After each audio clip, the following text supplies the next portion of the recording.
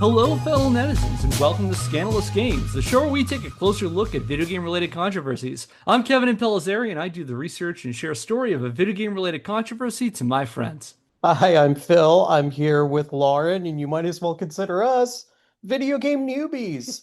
Hi, I'm Andy Hunter, a longtime fan of all things Nintendo. I'm Kate. I've been writing software for over a decade, but not the fun kind. We got a fairly full house here. We are still in the midst of Scandalous Games Summer, which for those who are just joining us for the first time means basically we usually do a deep dive into a video game controversy, but during the summer we take a break and we do a bunch of syncable audio commentary tracks.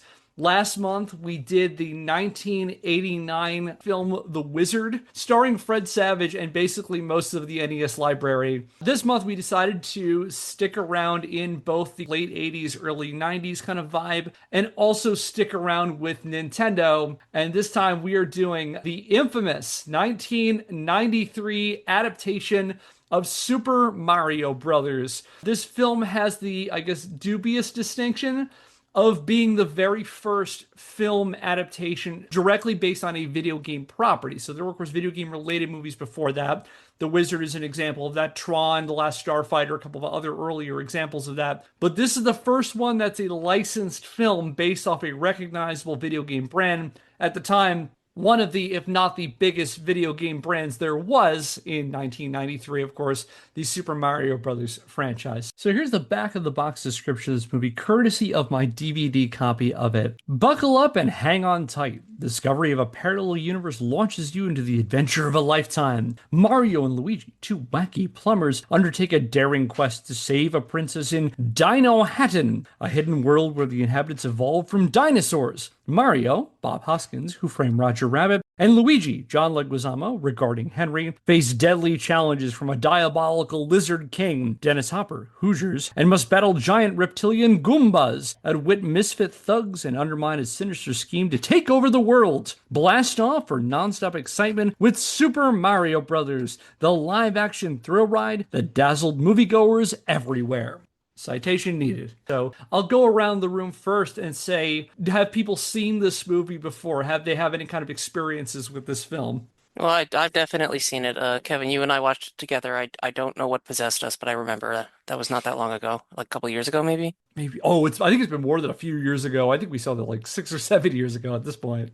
I've definitely seen this movie. I saw it in the theater when I was a kid. I had the Luigi John Leguizamo action figure. I was really into those jump up boots that they had. But yeah, I haven't. It's been, I'm going to say, at least 10 years since I've seen the movie.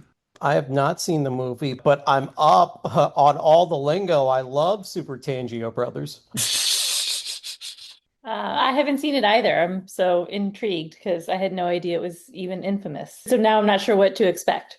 Yeah, this one is an interesting one. So, video game movies, particularly ones that are adaptations of video game brands, don't have a really good track record of being what you'd call good. And this was kind of the first, and for some people, like one of the most prominent examples for a little while. So, a little bit about this movie, and I'll intersperse some factoids having researched this movie as we go. But this movie first premiered on May the 28th, 1993. It was a Memorial Day weekend movie. And it was a pretty big deal, this movie coming out. Of course, this is, Nintendo in 1993 is pretty much near the height of their power. There were several Mario games. Mario at that point was, catching up to, more recognizable figures like Mickey Mouse as something that like every kid knew who this was. And so this comes out as kind of a fairly hyped movie. Comes in with a $48 million budget. Behind the scenes, though, to say this movie is a troubled production is a massive understatement. There's been a lot written about this movie in terms of what was going on to get this thing made and the kinds of turmoil that wanted to get this. And it became a massive flop when it came out. It had an $8.5 million opening weekend, and it grossed just around $20 million. So it didn't even make half of its budget.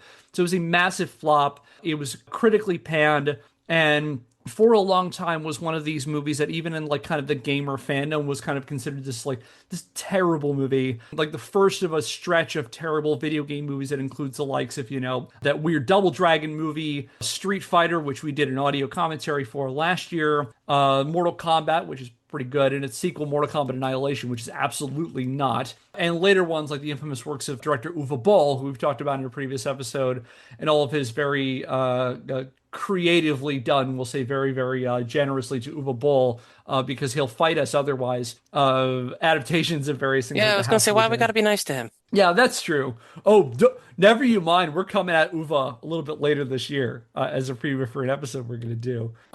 So I have a really weird history with this movie. So I did not see this movie in the theater, Andy, although it seems like you and I are probably roughly the target demographic for this film, having been roughly about like, I was 9 years old when this movie came out. So like it was basically designed exactly for the demographic that I was. But I didn't see it in the theaters. Instead, I've got a really weird story of this. My uncle had, let's say, one of those magic boxes that descrambled pay-per-view. And there was a stretch, I want to say it must have been in late 1993, where this was one of those pay-per-view movies that would run. And because he had this descrambler, think about the way, this is for our younger listeners, the way pay-per-view ran there is you would have these sort of channels you couldn't access unless you, of course, called in and paid money to access. And usually the way that the pay-per-view movies is they ran on a cycle. They ran and they just keep running over and over again for a certain amount of time. And what's fun about that is when you have for example, a descrambling device, you could watch the movie and then watch it again and again and again. And my younger cousin, I was at the time 9 years old when this movie came out, so he was about 7, and we just watched it over and over and over again. Not necessarily watching it from beginning to end, but seeing most of it through bits and pieces over the course of like, I guess roughly maybe either a summer or whatever the fall was at the time. So I've seen this movie a million times, but not necessarily from beginning to end. I've seen beginning to end probably about 4 or 5 times. I remember as a kid thinking it's very weird. It's absolutely nowhere near what the source material is.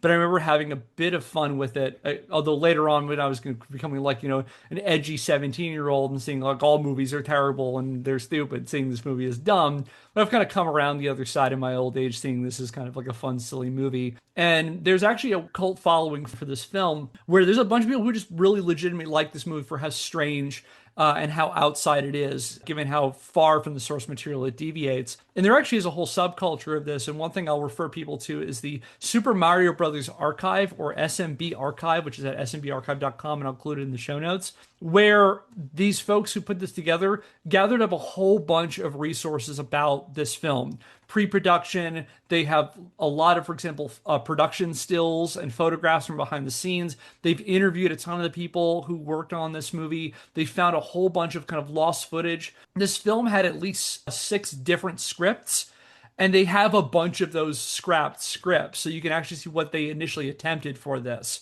Again, and a lot of accounts about this sort of troubled production. They did a anniversary screening a number of years ago, so it's kind of a weird cult movie too. So all that said, what are people's experiences with Super Mario Brothers, about the video games?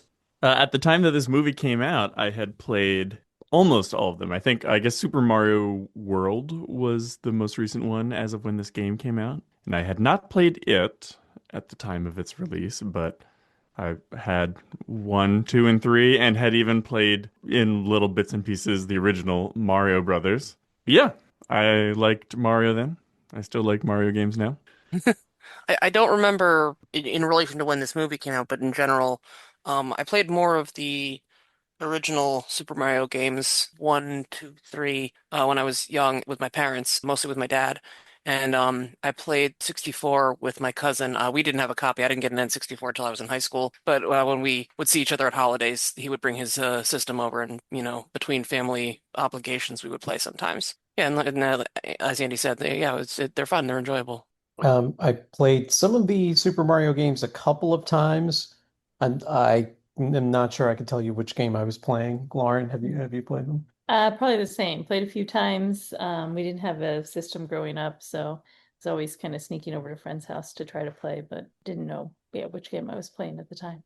I had an NES growing up, so I played a lot of the first Super Mario Brothers game. I skipped owning Mario 2, the Western Mario 2, and went right to Mario 3. Super Mario Brothers 3 is in my top 5, one of my favorite games of all time. Played a million hours of that game. And kind of played a bunch of the other Mario games on and off. Besides, I think the second one I've played the most of is probably Super Mario Land 2. the Game Boy one, followed probably also by Super Mario Land, and didn't play a lot of the later ones until I was older. We ended up being a Sega household when I was a kid, so we had a Genesis over a Super Nintendo. So it was a while before I owned one, and I played over like friends or relatives' house. Eventually, of course, playing the later games. When I got my GameCube, I got it bundled in with Super Mario Sunshine and enjoyed that game. So, having a bunch of exposure to the different Mario games. And of course, this brand, which has been like, for a while was when people thought of a video game, they thought of a Mario game. And so what we've got here is, again, the film debut for video games as a brand.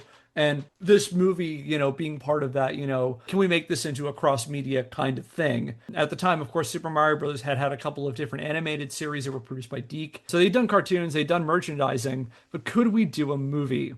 When was the live action TV show? Oh, the Super Show?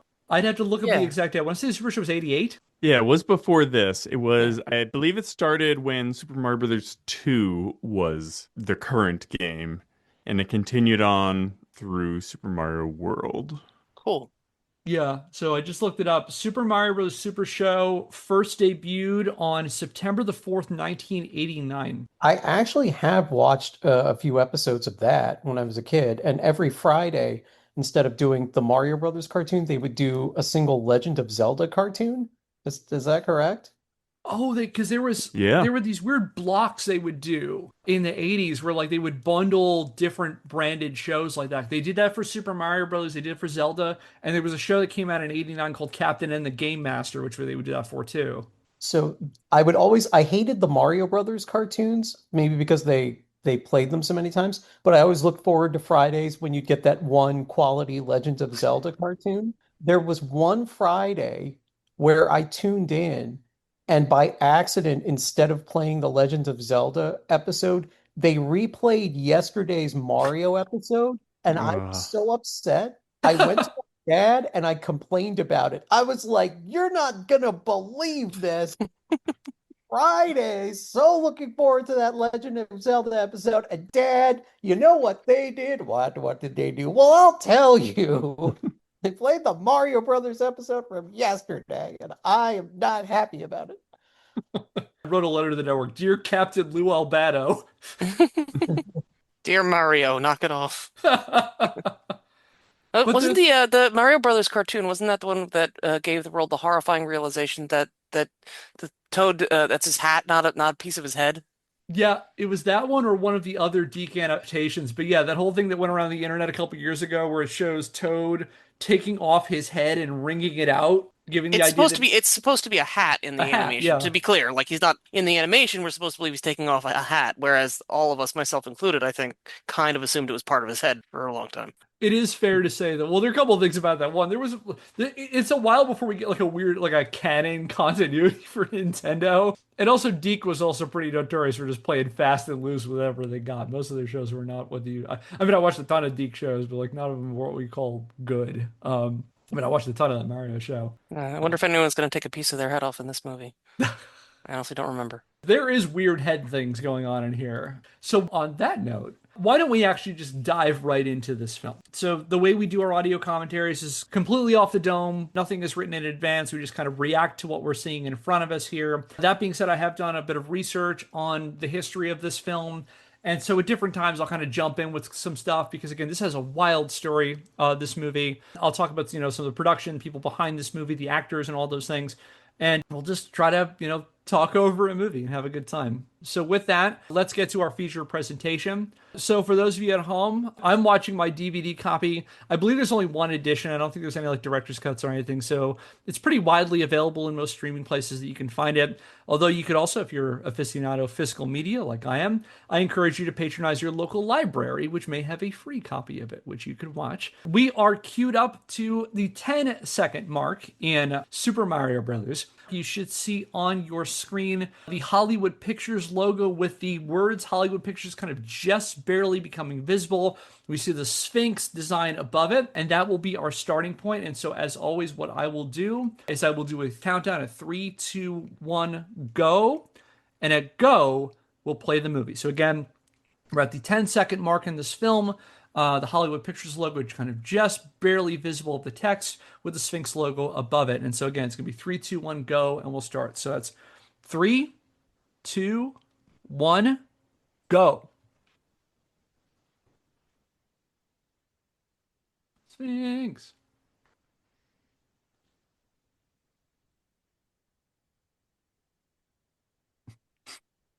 That's in case you The, walked into the wrong movie.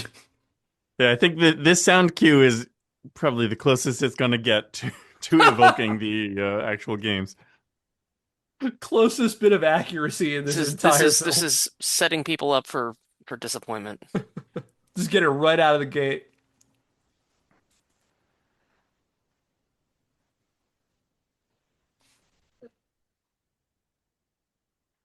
Dan Castellaneta, Mr. Homer Simpson himself doing this.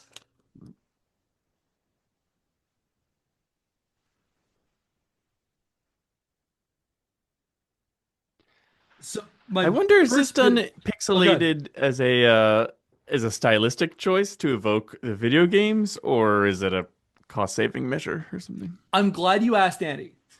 Because so that animated sequence was brought in after test audiences first saw this movie, and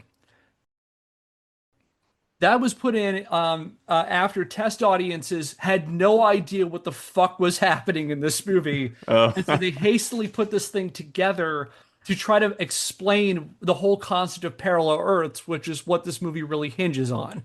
mm.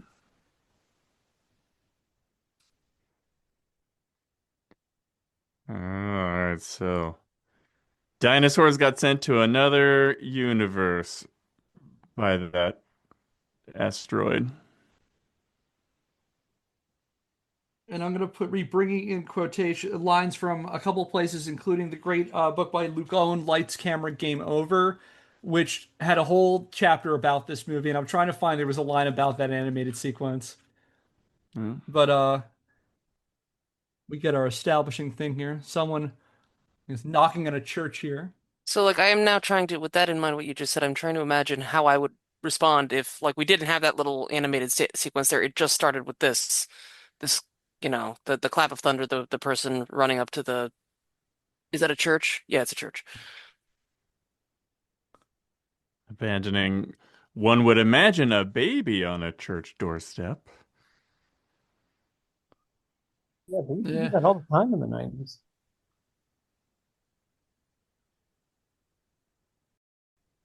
just running to the middle of the street. Ooh, Sue-Ann's shoes.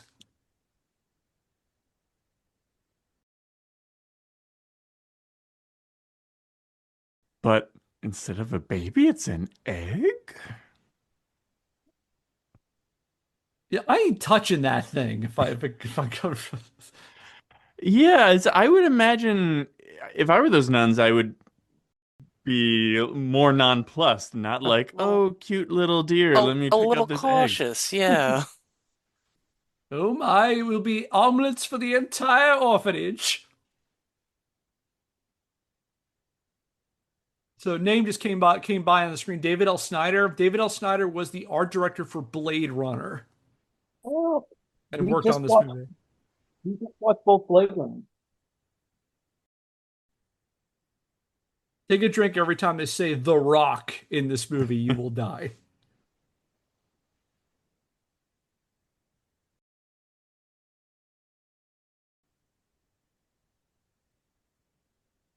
The symbolism of the egg cracking and the praise the Lord on the stained glass. Very obvious.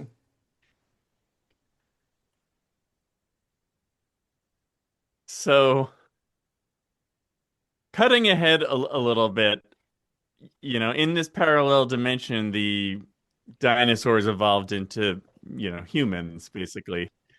But when you think about the size of that egg and the fact that humans seem the same, the dinosaur humans seem about the same, does it seem like it would be easier for a woman to lay that egg or give birth to a human baby, Men do not know the pain of egg laying. The late great Bob Haskins.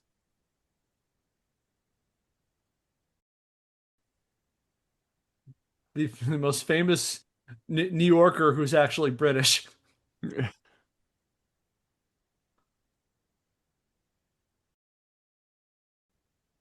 We're eating today, Luigi.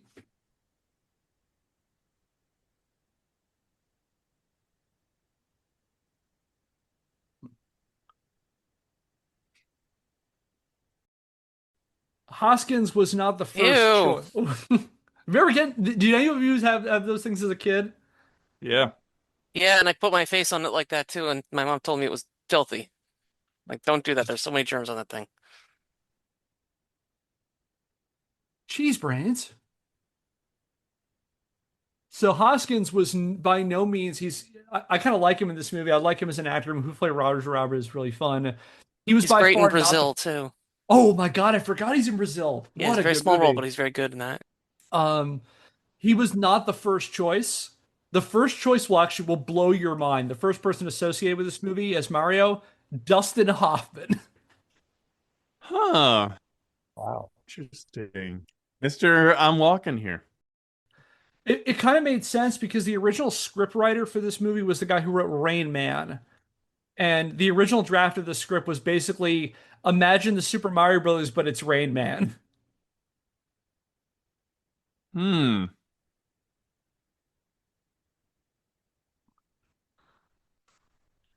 Now the first person when they started marketing this movie, when they announced that the Super Mario Brothers movie was going to be happening back in about 1991, the first person who was connected with this as allegedly playing Mario actually would have been a perfect choice, I think.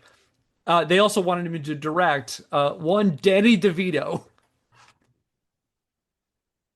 Oh yeah, Yeah, yeah, he would have worked that could well have too. worked. Yeah, It and was I mean, I feel like he would have been a good choice for director too. Yeah. Yeah, he's a good director, and like, can you imagine just the he would be perfect as Mario. He's already this tiny guy with the Mario type voice, and Yeah, well, I'm thinking about like Luigi. when he directed Matilda, that was a good blend of this sort of, it was still aimed at children, but it didn't talk down to its child audience, and it was kind of a blend of dark humor and children's comedy. There's a parallel Earth, possibly run by dinosaurs, where that movie exists. So we're gonna have to keep reminding ourselves that this was a movie aimed at children. Yes, and it's funny you mention that because a lot of the reviews were basically like, "Who was this movie for?" So we just talked over a scene where Mario and Luigi had been called out to a job, and then another plumbing company, this Scapelli Construction, had gotten there first. This movie imagines a world where when somebody has a plumbing issue, they call multiple plumbers, and then just whoever gets there first is the one who like gets the job and gets paid. The race is on. Or like they call a specific plumber, but if a different plumber shows up first, they're just like, sure, come on in. Which is in defiance of the old Super Mario Bros. Super Show. Because as we learn from that, if your sink is in trouble, you can call them on the double. They're faster than the others, and you'll be hooked on the brothers.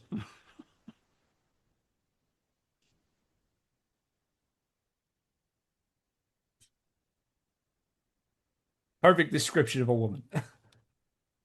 So this is Richard Edson and Fisher Stevens who play Iggy and Spike. One of the few actual references to the games.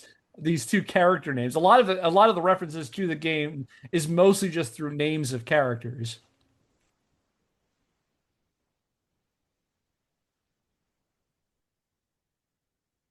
Bit of Hollywood drama too, where Fisher Stevens, at the time of this movie, Fisher Stevens was engaged to Michelle Pfeiffer. And there were lots of Hollywood rumors about why they eventually broke their engagement. But one of the things that came out in the tabloids at the time was that Fisher Stevens was caught on film kissing a 17-year-old extra on this film. Mm.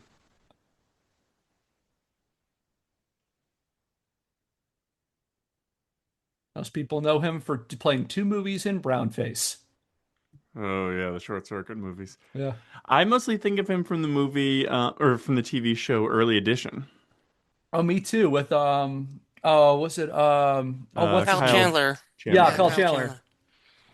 It's gonna be I think of Green him Lantern also, soon. who, Fisher Stevens? No, Kyle Yeah. Chandler's gonna be Green Lantern. Sorry, I talked over you, Kate. No, that's all right. 3 bucks for a bottle of water. This is back in those days where it's like you bought a bottle of water, you were crazy. Yeah. True, the past is a foreign country. What about Evian? Why would you do that?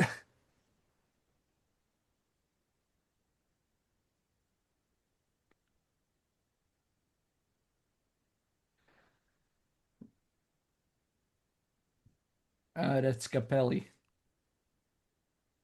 They're not calling it the Super Scapelli brothers.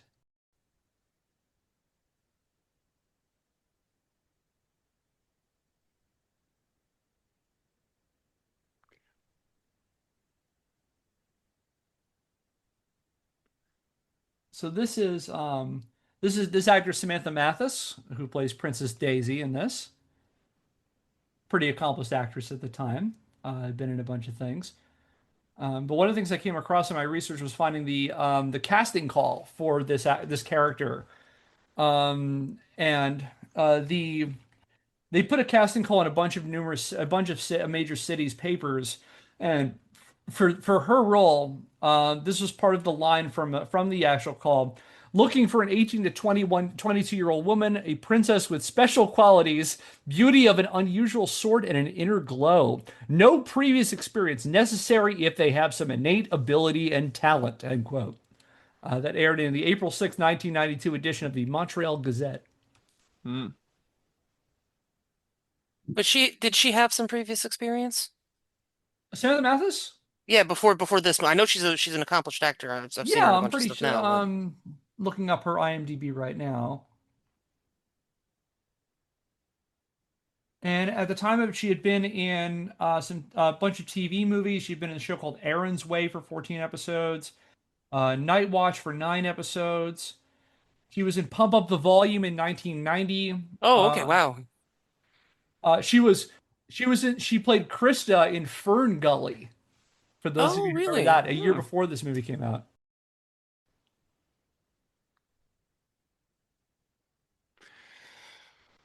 So, so Daisy accepted a ride from these two because those other two guys were clearly stalking her. But I don't know. Like on the one hand, yeah, if I would want to be around other people if I'm getting stalked. But on the other hand, are two strangers inviting me to their van any more trustworthy than two guys talking? How do I know they're not just all in on it together? Some sort of four-man con. Yeah. That could be a little bit of an out of the frying pan into the fire situation. You see, this is gonna be it's one of those stories that you hear on TikTok now about like people being allegedly trafficked because they saw like a t-shirt or a piece of cheese on their car or something. And I Uh, was almost abducted by two Italian plumbers.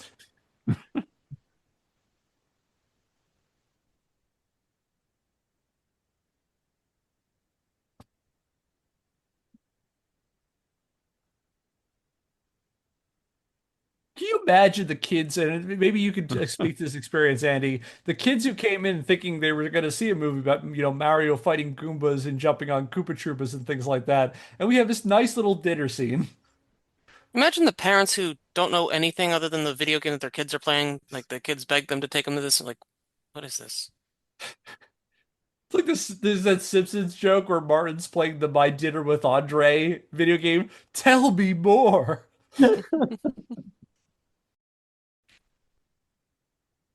yeah, I don't. So I think I saw this movie before I had matured enough to learn that movies were not always necessarily good. Just when you're a kid, or Yeah, you at kind of least think if you see it in the when you're a theater, it's kid a in good the movie. 80s Yeah. and you don't getting to see a movie, any kind of movie is a rare treat. It's like, oh, well, this isn't like the games, but I guess I don't just want to watch somebody playing a game, so let's see what happens. That was kind of where I was coming from, I think. And now I'm reminded of the when the critics reviewed The Wizard from our previous recording. a common complaint that a lot of the grown-up critics have is no one's going to pay to sit down and watch somebody play a video game. There's no entertainment value in watching other people play video games. I know the Let's Play is a big thing nowadays, and people streaming on Twitch. I never really got into that. I still, for the most part, am not that into watching other people play a video game. It depends. Kate and I watched a lot of Markiplier back in the Back in the day. day, yeah.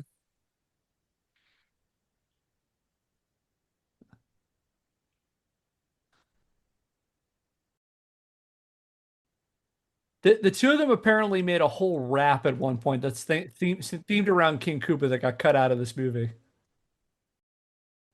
It's probably for the best. We don't need musical numbers. Unless they commit to the bit, the whole movie's a musical.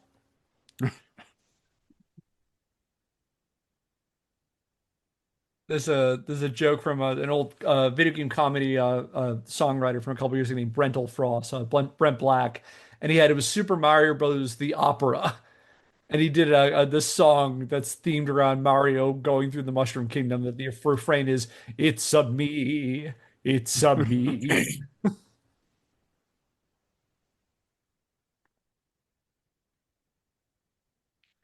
So of course the great John Leguizamo. At the time this was kind of a part of his like big rise as an actor. At the time, he was better known as a stand-up comedian, and he also had two fairly successful one-man shows. And he's talked a bit about working on this movie, and he said about how the reason he stuck around for it is because he thought this would propel his career. Um, was not a very well-known actor, and then of course a couple years after this, he played the clown in Spawn. Oh, what a great movie! But Yeah. he's had a very good career. I Yeah. think he's a fun actor.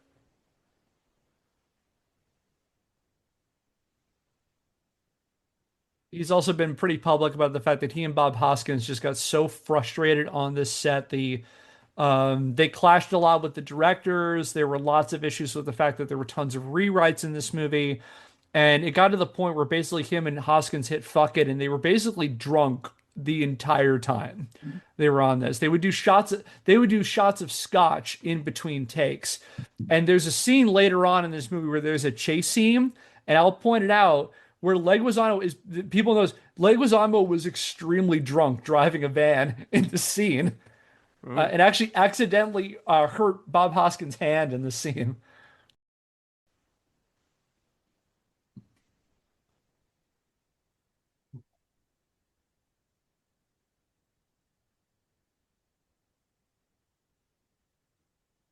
Clever girl. What an odd way for like an archaeologist or paleontologist to describe a find. This creature was some kind of terrible monster who only dreamed of being a human being. Yeah, Give me more money, university, please. Yeah, I've uncovered this complete skeleton. What I think, man, it's gross. What a disgusting monster.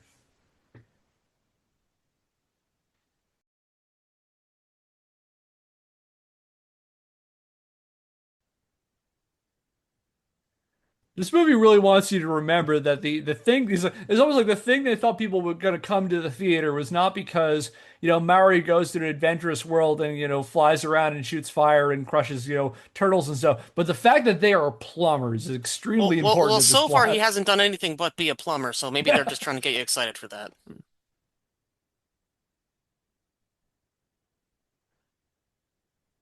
this is a sink that's in trouble.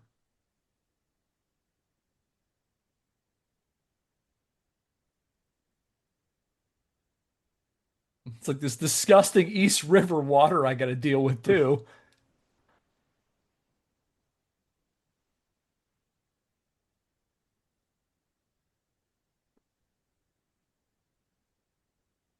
So another fun fact about this movie: this was filmed outside of Wilmington, North Carolina, and these scenes were shot in an abandoned cement plant. Ooh. So a lot of the more industrial scenes and stuff were built around this old abandoned plant. Wow.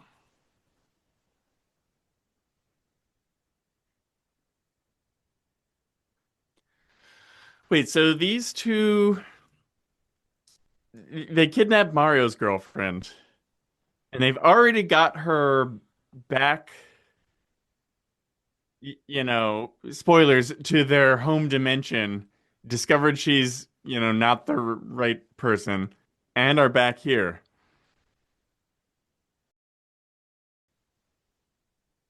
Hey, you can plumb pretty good there, Mario.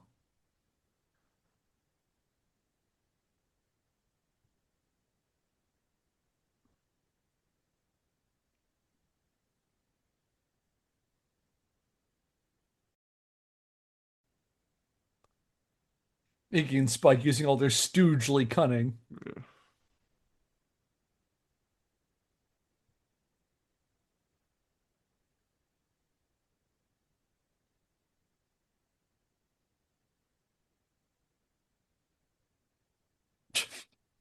He's Again, a you pipe really whisperer.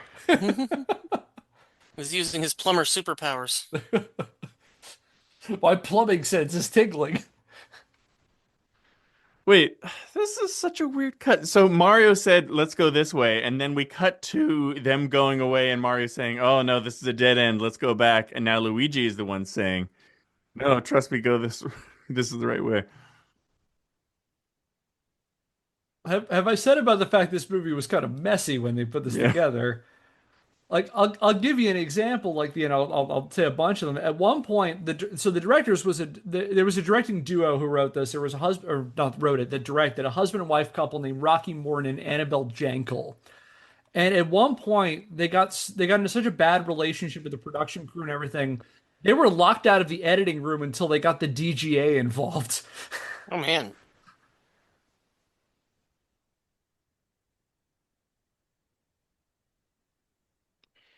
That is some 1990s effects. Hey, yeah, at the time we were like, "Oh shit, CGI." Wow. That automatically means it's cool. Drink.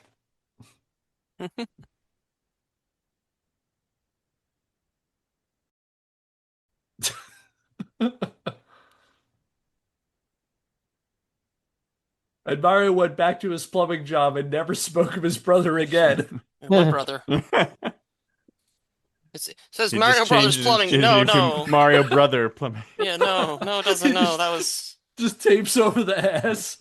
Yeah.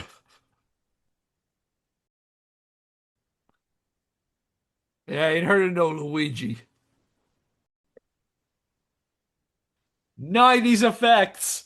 Oh, this is what inspired the Balrog and Gandalf. I've already made this recipe, but this reminds me a lot of that scene in Spawn where Spawn's in hell. Is that because that also involved John Leguizamo? It might be. That is one of my favorite dumb lines of of dialogue in any movie. There's a point where the devil goes to Spawn and says, if you lead my army, I'll let you see Wanda." And he responds, "I'll do it. Anything for Wanda."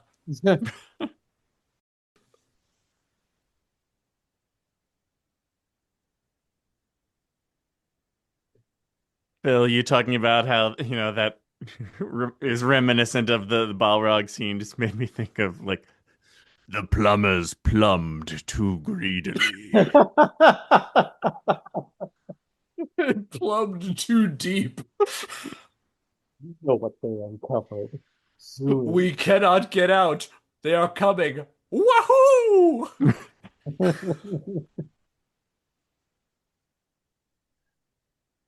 So I wonder, has anybody ever made like a fan game, a fan Mario game taking the ideas and aesthetic from this movie? Because for anyone who hasn't played Mario game but is familiar with this movie, the games do not take place in a Mad Max style world. I would not be shocked if someone tried. And like I'm kind of stunned that there wasn't like a weird like Street Fighter the movie the game version of this where they tried to make something like this. Hmm.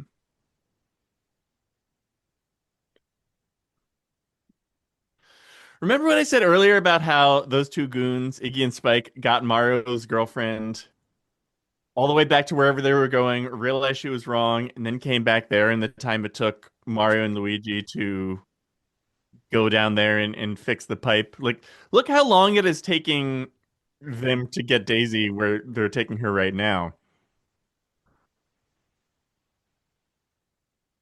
Again, if I were like, if your expectation is like we're going into again this fantastical world of the Mushroom Kingdom, and like this is the fantastical world that you're in, we're stealing baby eggs. Yeah.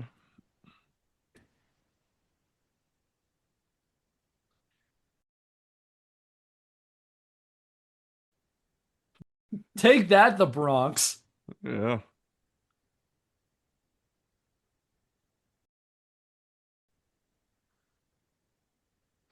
Well, that's very unsettling. Yeah, I kind of like the Goomba design. I like it too, but it is creepy. Legend, Dennis Hopper, R.I.P.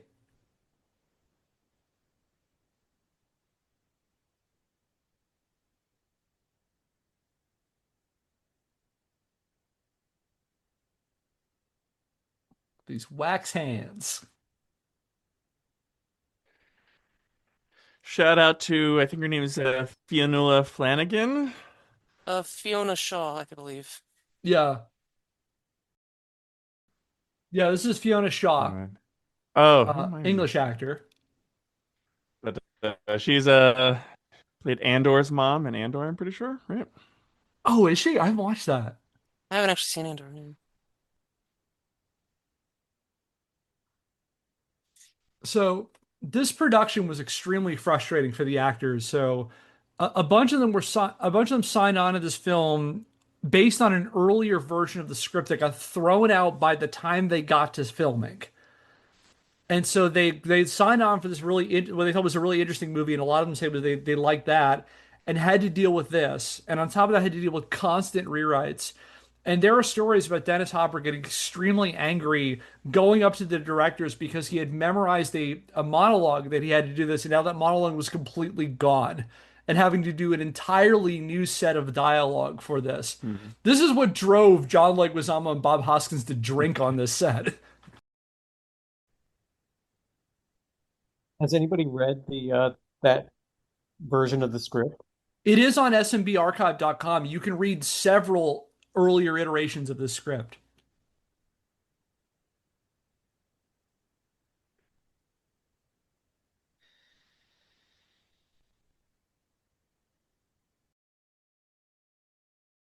So here's the thing. I mean,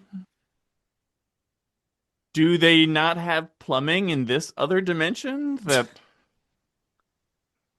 to just describe them simply as plumbers is identification enough? I mean, they have enough of an understanding of plumbers that they have a word for it. Yeah.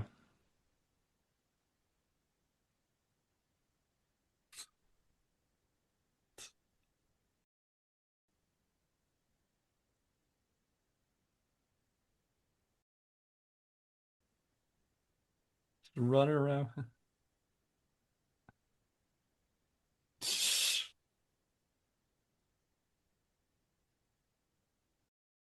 Man, that lady's it's a rough neighborhood.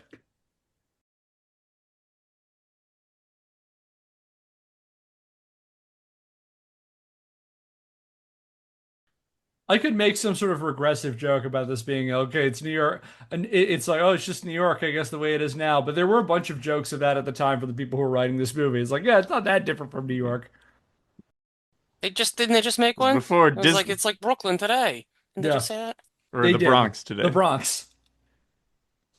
This was before Disney bought up Times Square and cleaned it up. Yeah. So there's a line from the from two of the writers who talked about this in Lights Camera Game Over. They said about Dennis Hopper, it says, quote, "You haven't lived until Dennis Hopper has hollered at you for half an hour and made you look up the word act in the dictionary." Well, So this woman here is supposed to be Big Bertha, who is a character in Super Mario Brothers 3, is a giant fish.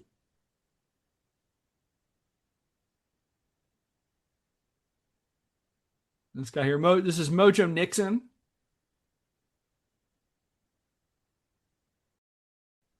Got some stories. Mojo Nixon was a novelty singer from San Diego.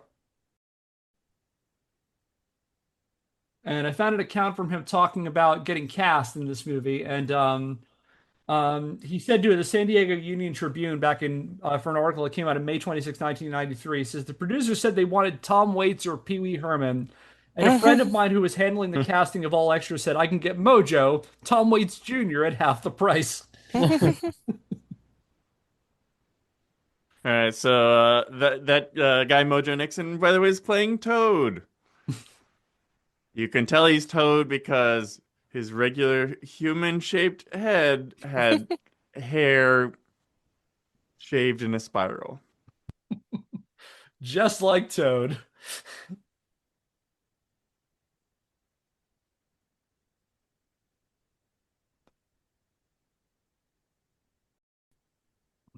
Do you think that he like made his own mushroom hat when he came to set to wear and they told him to take it off? They had Brought other my plans. own hats. Yeah, Mojo, we're gonna need to take that off. We've gone through a lot of rewrites and that thing ain't happening.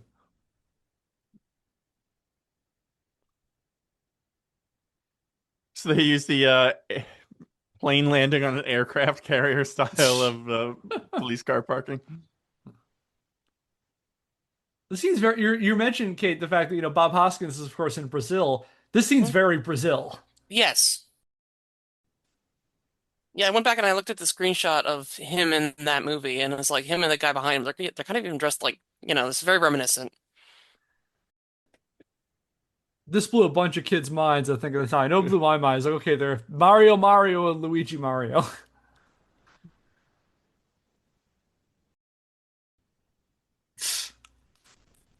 When you put it that way. I wonder how many takes they made Bob Hoskins do that. Uh, All right, set up the group to dump on him. Take 37. That's why the budget was so high. Each bucket of Four, goop cost $48 $500,000. million dollars to make this movie.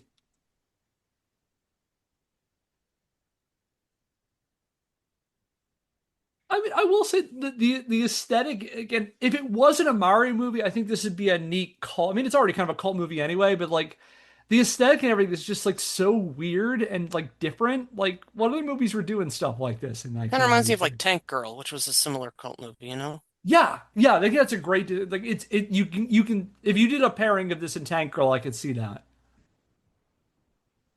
Like if this was not, and there you wouldn't have to change much to remove the Mario of it all, right? Like you could change a few things and it wouldn't be a Mario Brothers movie, it would be its own thing. That would be interesting. Yeah, yeah. What would you have to change here for that? It's probably not very much. Some names and professions, but they couldn't be plumbers anymore. They'd have to be something else. Get those workers. Or they would have created like some sort of weird, like, Clockwork Orange style, like slang that they have for them.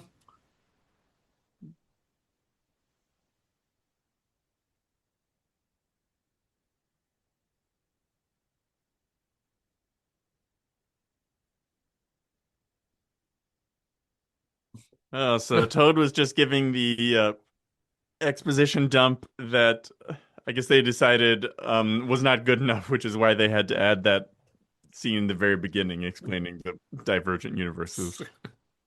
I mean, Test audience is so confused. Kevin, how far in the movie are we right now? We are, we're about 34 minutes into this film. Okay, so can you imagine sitting there for almost 35 minutes before you find out what's going on?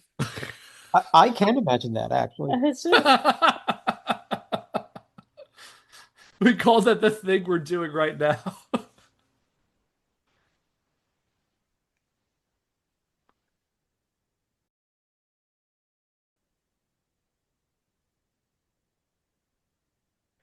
That's such a kind of a good line. I thought. I mean, maybe it's because Dennis Hopper is a good actor. So I think many people have already made this connection, or they may have even been, I think, very explicit about it. But Koopa is modeled after then simply real estate guy Donald Trump.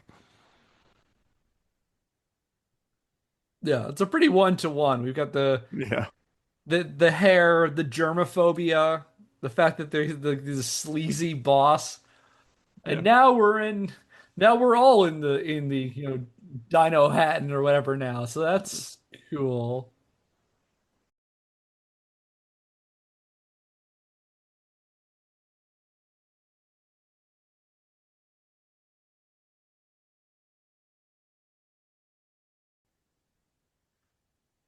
They say plumber so much this movie. Like it's just like, how else are we gonna know this is a Mario movie? We don't say plumber. Yeah, well, I mean, we're thinking like in the games, like they didn't have much in the way of characterization. So, Hmm. all right, one thing we know about them, they're plumbers, I guess. Yeah. In the first Mario Brothers movie, they're working in pipes, so they must be plumbers.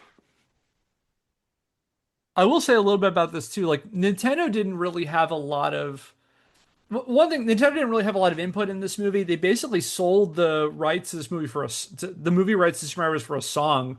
They sold them to this small production company called Light Motion for $2 million in 1990. I think thinking because this wasn't a huge risk of them. Again, they were making money hand over fist with games, and I think they just kind of saw this as a weird little experimental project. That being said, there was at least a little bit of input on casting. So, for example, another person who was considered for Mario was Tom Hanks, and I mean, Nintendo he could have actually done pushed that. back Yeah, on Tom sure. Hanks. Oh no. Nintendo nixed it, you said? Yeah, Nintendo pushed back on Tom Hanks because at the time he wasn't. At the time he was kind of still an up and comer. This is Oh, before his yeah, this was prestige. before Philadelphia, I guess, right?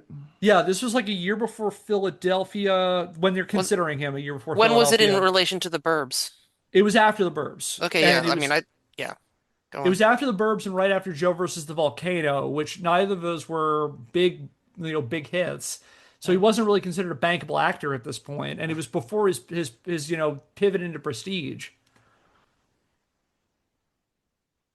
That being said, I wouldn't mind seeing Tom Hanks in 1980s comedy Tom Hanks as Mario.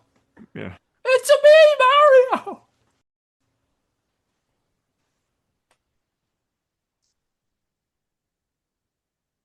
Just the disturbing implications of the de-evolving thing, where it's like, is it? I also think it's interesting how the Goombas are known really as one thing in the game. They're basically just a head with legs, and so Yeah. instead the Goombas in this movie are giant guys with tiny heads. So, Kev, you may not know Yeah. this. Oh, go on, Andy. Yeah. Oh no, and I was also just gonna say that in the games, like the Goombas don't have anything. I mean, I think Super Mario World was the most recent game, so that's why this movie is leaning so much into the dinosaur thing. But in the games, the Goombas are uh, like water chestnuts based. Like they're not dinosaurish at all. Whereas here they're very dinosaur. Anyway, I'm sorry, Kate. Go ahead. Oh, I was just gonna ask Kevin. You mentioned like Nintendo didn't take much creative input. It sounds like, and like sold the rights for not very much, and didn't really get very involved in the making of this movie. Um, did that kind of change after this movie, where they sort of like, no, we're not like. Is that why it took so long for another Mario Brothers movie to come out, the more recent animated one? That it was just like, we're not doing this again. That was a disaster.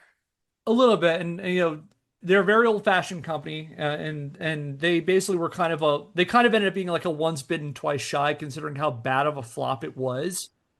That like once they saw how badly it failed, they kind of played the movie rights to their properties pretty close to the vest, and like that was it was really a big deal when they decided to go with Universal to make that Super Mario Brothers movie from a couple of years ago.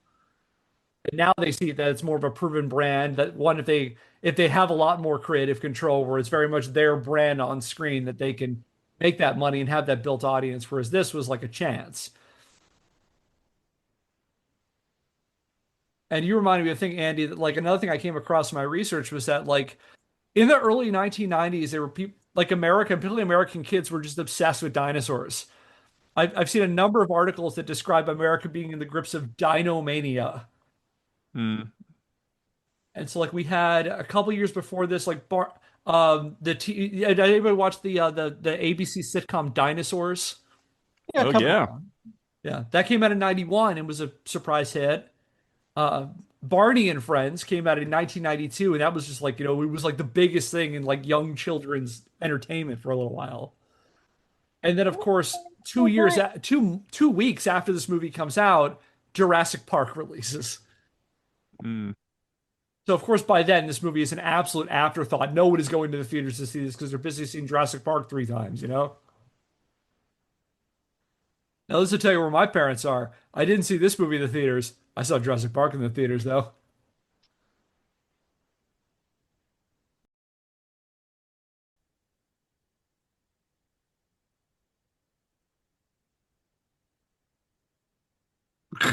Oh yeah, I think I had heard that like how we see all of these cars run on electricity was a deliberate design choice because in a world where the dinosaurs didn't go extinct, there wouldn't be Mm. fossil fuels.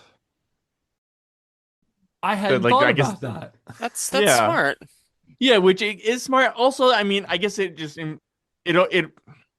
yeah, because I guess dinosaurs weren't just dying and getting caught in tar or whatever, but still like 65 million years ago, there still would have been dinosaurs just being buried and stuff.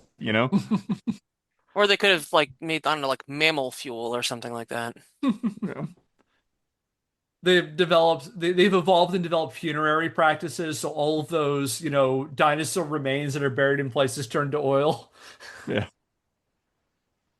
Sorry, Grandma. I think it's jaunty score that they have in this movie too.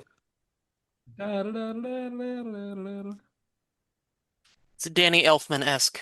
Yeah,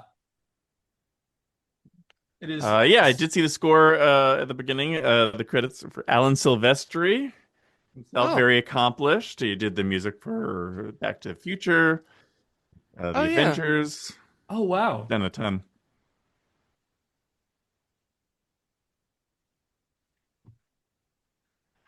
So I think it's worth mentioning in this part with these cars with the sparks coming out of them and the flames that there was a couple of again, newspaper accounts about the when this movie was being filmed because it became no secret that this was a troubled production. And at one point, a newspaper reporter for the Chicago Tribune noted that at one point, filming had to stop on a scene because an extra who was driving one of these cars accidentally set his pants on fire. Whew. How does one do that? You see all those sparks coming out? Oh gosh.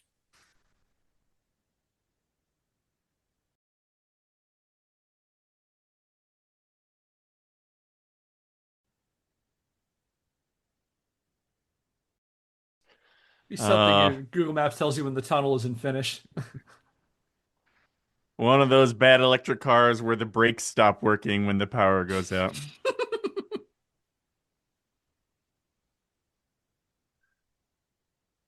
And of course, the windows can't be broken into because that's what you want when you're a rescue worker.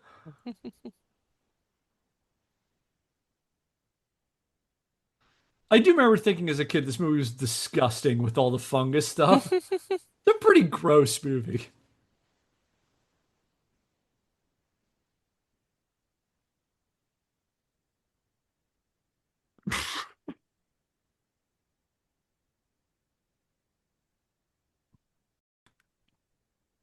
Does that make you laugh, kids?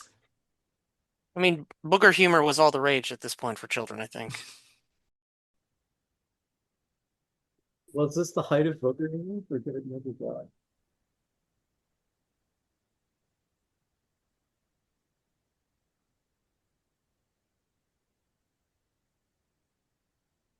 So I gotta find this quotation because an account of um there's an account about this mud pit thing here. So like Fiona Shaw, I'm paraphrasing here again, talking about the fact that script was the script was again completely shocked that it had been rewritten by the time they got there.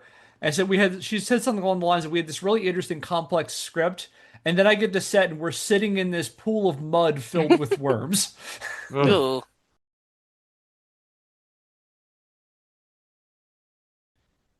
Daddy wants to fuck.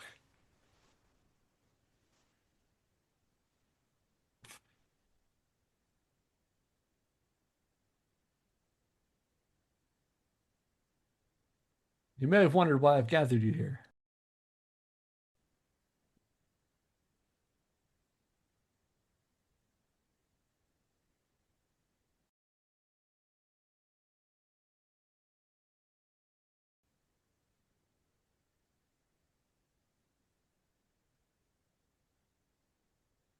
I'm Peach. Am I in this movie?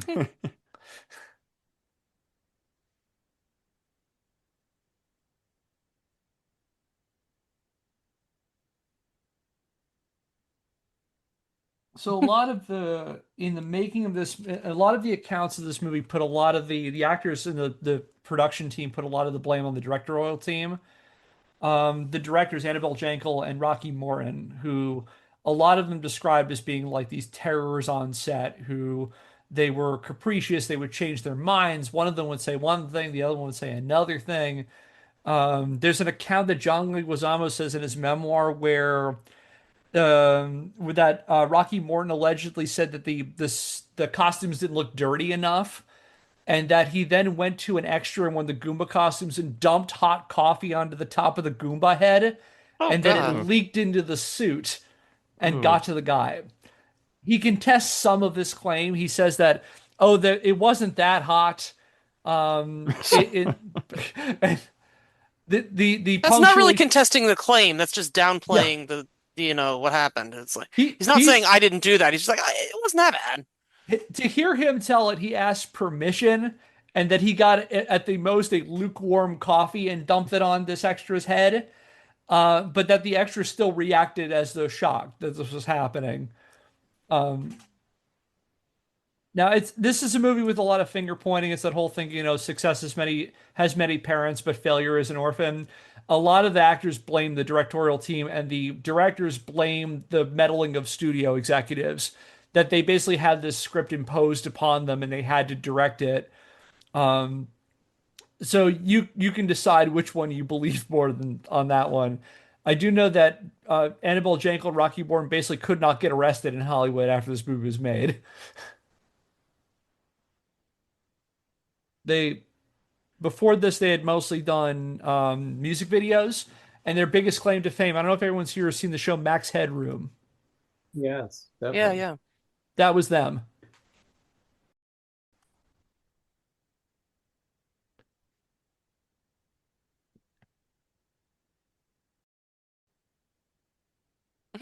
I will run around in this room and just cut random foundations with a chainsaw.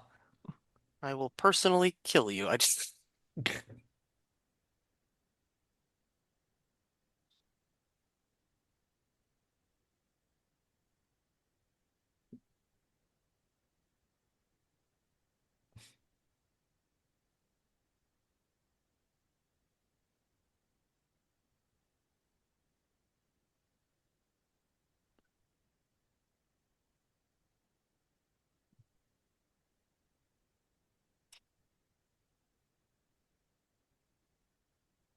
There are worse things in life than death. So do you think the nuns ever told her that she hatched out of an egg? I think they had a meeting about that and we're like, should we? No. They are the typical movie that like they are not freaking out enough. If I had a giant egg dropped on my doorstep and then a child came out, I was like, what is this? Ah!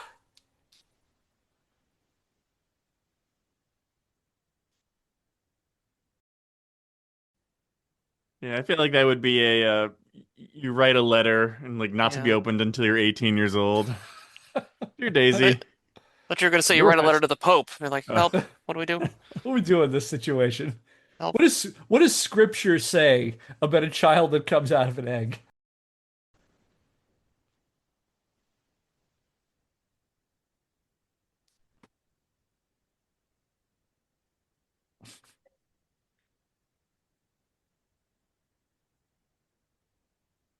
Ta-da! Oh, snappy dialogue in this movie. You wouldn't be able to tell this thing had 7 scripts and like a half a dozen writers.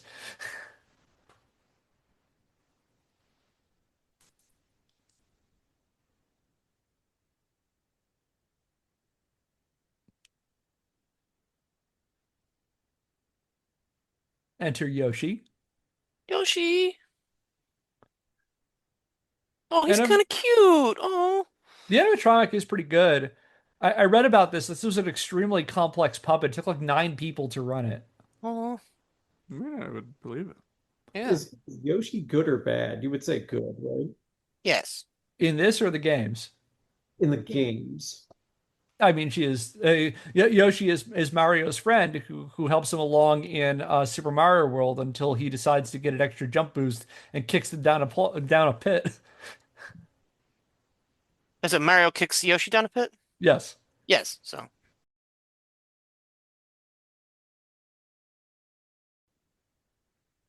I would definitely pet Yoshi. Although this Yoshi is not nearly large enough for Mario to ride him like a mount. Bob Hoskins should not sit on this, Yeah. and No, no, that's Bob not a comment on Hoskins. Bob Hoskins' weight. That's a comment on No. how tiny that Yoshi is. Yeah. Also, can you imagine the amount of children who came in? Like they probably played a ton of Super Mario World at this point. I love Yoshi. Yoshi's so cute. Okay, we're gonna see Yoshi sad and in chains through the entirety of this movie. Yeah.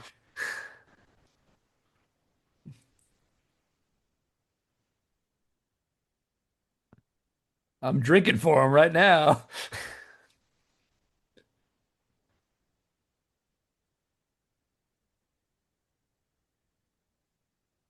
Ugh. This guy was in Blue Velvet before this.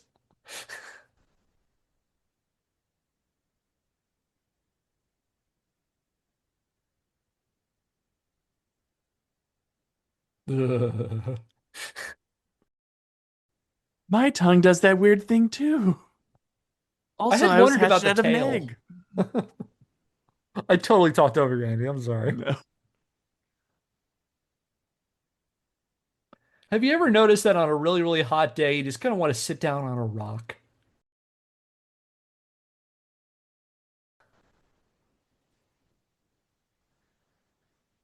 Like eventually reptile people is like if it's in the summertime or the wintertime, they just kind of sit around.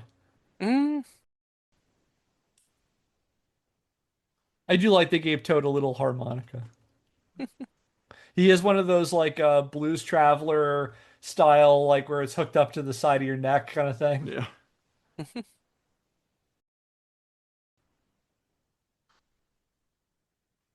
I also like how when they make Iggy and Spike super intelligent, they do that thing that they always do in like children's cartoons where the sign of intelligence is just like a lot of big words.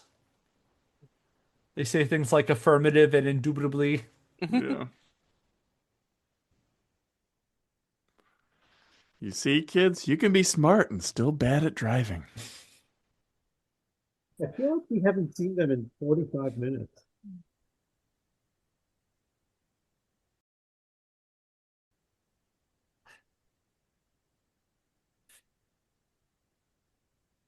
Scalawag.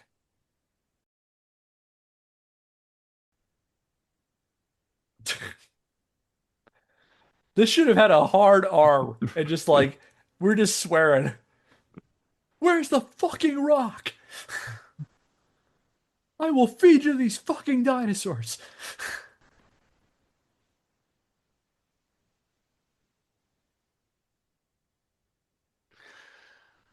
So,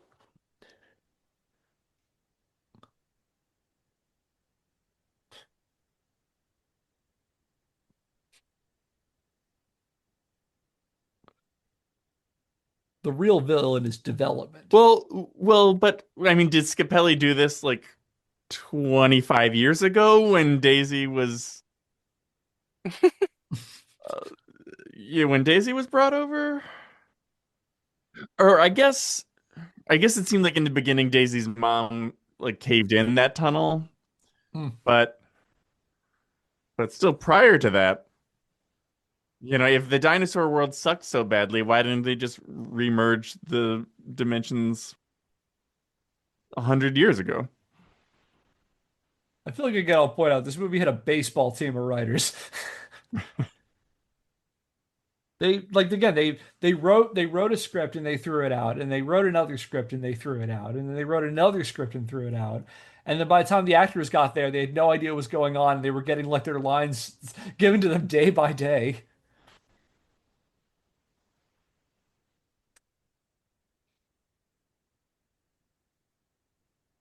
And one of the best parts of this movie is actually I will say this, like again, this was critically panned, but a lot of the critics had positive things today about the special effects. Like this was considered visually pretty good for the time, although again, people commented like nothing like the games. Well, yeah, I mean, I think this would have been seen as visually really incredible if it hadn't come out. Like, what did you say, like 3 weeks before Jurassic Park, and Yeah. then really blew it out of the water. I did see one of the many writers on this. I noticed in the credits was Ed Solomon, who wrote. Among his credits are screenplays to Bill and Ted's Excellent Adventure and Men in Black. So at least some talent behind the typewriter, Yeah. There's a yeah. lot of talent behind this movie. And like you said, like Alan Silvestri, I'm sorry, I'm forgetting the name of the artist who worked on Blade Runner. Um, like there's a lot of talent behind this movie. I'm struggling to pinpoint what happened so far. Yeah, it's a lot of again. David L. Snyder was his name, the guy who did Oh, Blade thanks. Runner. Yeah, there's a lot of talent in like the visual places, and again, a lot of it sounds like again, depending on whose accounts you say, it seems like the amount of it like things that not the production company, but like the studio executives were pushing for this thing, and like it just got bigger and it got like unwieldy, and like the fact they couldn't settle on a script, and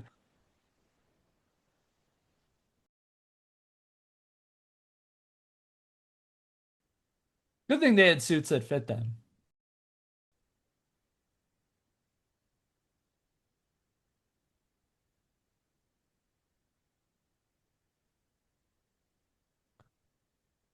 There was also apparently a version of this script where this scene, this nightclub, was a strip club. And it's like someone had to sit down and say, this is a movie for children. This movie is for children. Yeah, I was about to say this movie's already like weirdly horny for a kid's Mario Brothers movie.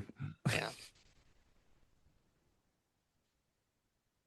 Yeah, I feel like this movie must have activated something for somebody, you know? Oh, well, now I'm into plumbers now. And that's how we got plumbers don't wear ties.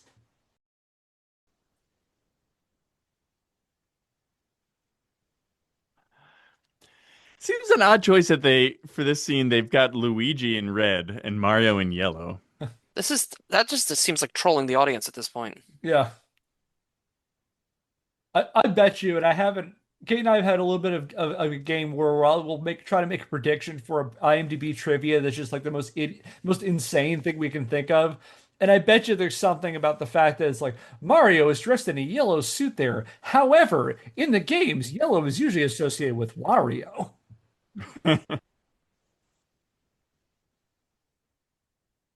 And now I'm reminded, I think there was a whole push on the internet that if there was a Mario Brothers sequel, which it sounds like there was going to be to that animated movie, that Danny DeVito should play Wario. Ah, Oh yeah, that would be great. Hey Mario, I played this stinking Mushroom Kingdom like a hop from hell. Timely reference. what is that from? Batman Returns Oh, okay.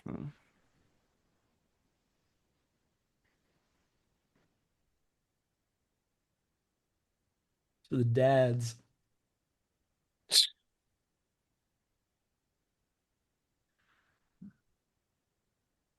Da da da da da da da. Da, da, da, da, da, da, da, da, da, da, da, da, da, da, See, da. if Just if like the that was a game. like a slow jam version of the theme of that theme song that they were dancing to, that would be fun. Like a slow, sensual version of the Super Mario Brothers theme song. That If definitely only. exists. Yeah. Here's the thing. I feel like my ideal Mario movie is somewhere between this movie and the animated one from a couple years ago because this one is just so far removed and weird.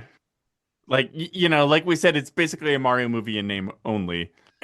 The animated Mario movie to me is too much like, hey, here's the thing you know, here's the thing you recognize, here's the thing you remember. It's just too much Yeah. like a list of references It's than too much fan service, then I agree with you. And I, like a yeah, I happy agree. medium would be nice where there's like a certain degree of recognition of the brand and the thing that you came to see, but that it's not just so, it's not just wrapped up in just regurgitating stuff from the original source material that you just, hey, don't you like this? Hey, don't you want to see that? Hey, remember this and that, you know? yeah. Yeah, I know what you mean. That movie, I mean, it's fine. It feels so corporate and soulless. Like this is exactly what you wanted. It's right here. And like it feels like it doesn't have heart the way this one weirdly does. There's like a weird kind of earnestness to this film, as messy as it is. Also, I feel like we can't step Yeah. around the fact that in this alternate universe, Walk the Dinosaur still exists. Yeah. So I've something about that scene. Um, this scene is you see where Fiona Shaw is drinking that little screaming like worm. Yeah. So that was a real worm that Fiona Shaw had to What? drink this. Oh God. They did it in one scene, and then the directors liked it so much they had her do numerous takes of that. So she had to do that Uh, Oh. again and again and again. Did she get like salmonella poisoning? That's awful. Oof. I think at what point do you walk off? You know? Hey, we had a sound from the game. See, it's authentic. It is the sound of Mario dying, but That's the only one that they paid for. They're like, we're good. Well, we're using it. We're using it. Okay. Oh, it's disgusting. it's a gross movie.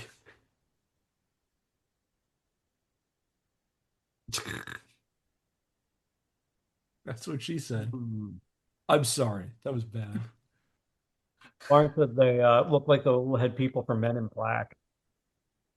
A little bit.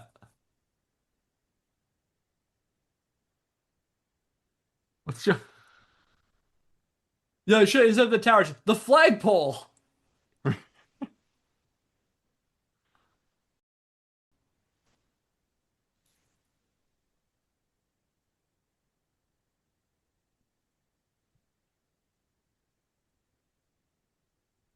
I actually legitimately like that line. Nothing is impossible, improbable, unlikely, but never impossible.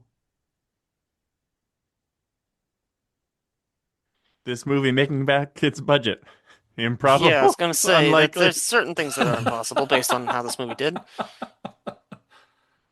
Oh, and the movie just gets How much did this movie grosser cost to and make? Oh grosser. God.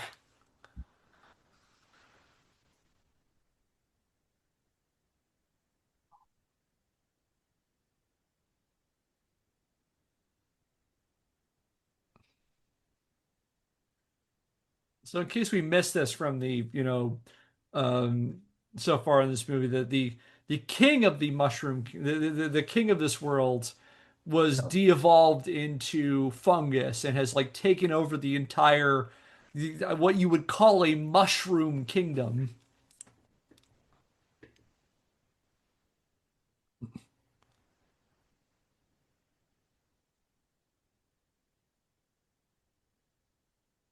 Meanwhile, we cut to trash.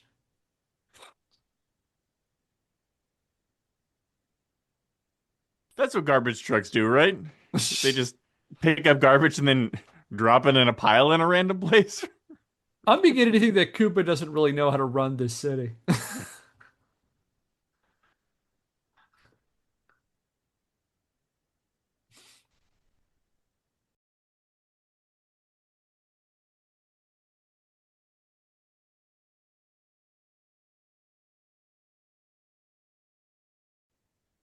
He's got a TV remote, which is a gun for some reason.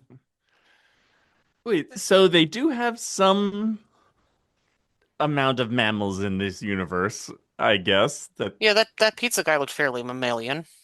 well, I mean, they all look mammalian. That yeah, or they yeah, most of them have hair, and Or like a some of lot of them the have women scales and have stuff, you mammary know? glands. But yeah, but also I guess like these pizzas have cheese on them. Dino cheese. I don't know.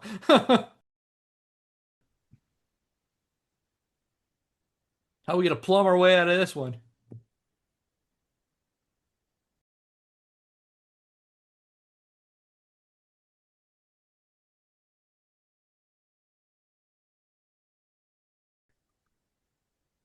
So is the rights thing a Well, real? but Like, is the reason they don't look like the characters because they didn't get the rights to them?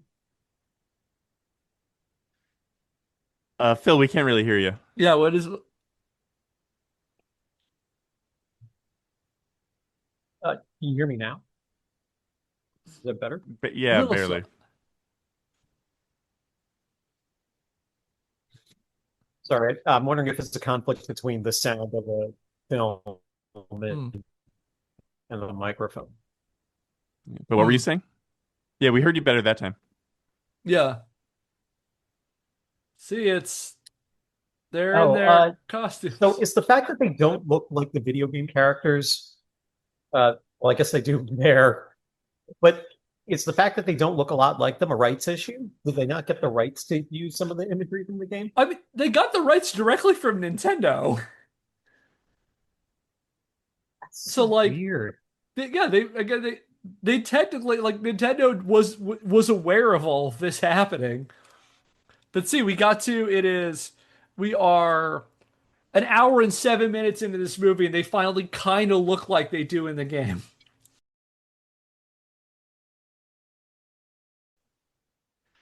It's like one of those it's like one of those like the the lesser superhero movies where you don't get really they don't get into their costume and their powers and stuff like fully, and they fight the villain until like the very end, and we're setting up for the next movie. Like I think of like that Green Lantern movie, for example. We're not going to get Sinestro as a villain until the next one, Mm. which never happened.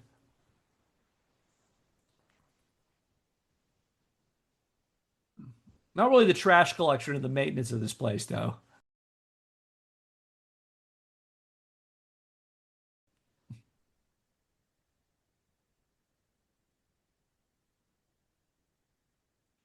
It's the other Yankovic polka person. This is song by Frankie Yankovic. And if you're curious, my understanding, there's no relation between Al and Frankie.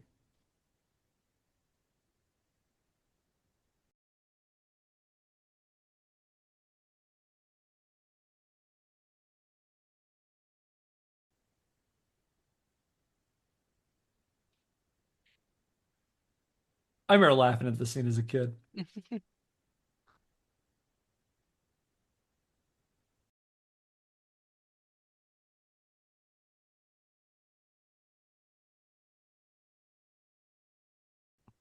We talked before about there's not enough what this would be as a musical.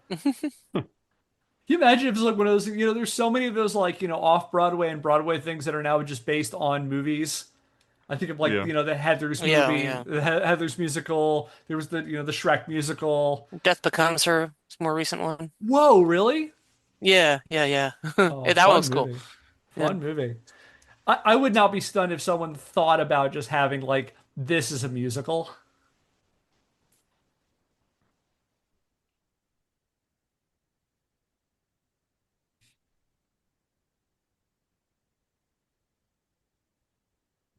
Oh, that's right. Lauren and I saw Back to the Future, the musical, and it was amazing. Oh yeah? Oh, Yeah, it was great. Nice. Cool. does it just adapt the first movie? Yeah, it's almost a scene for scene remake. It's really good. Cool. Fascinating.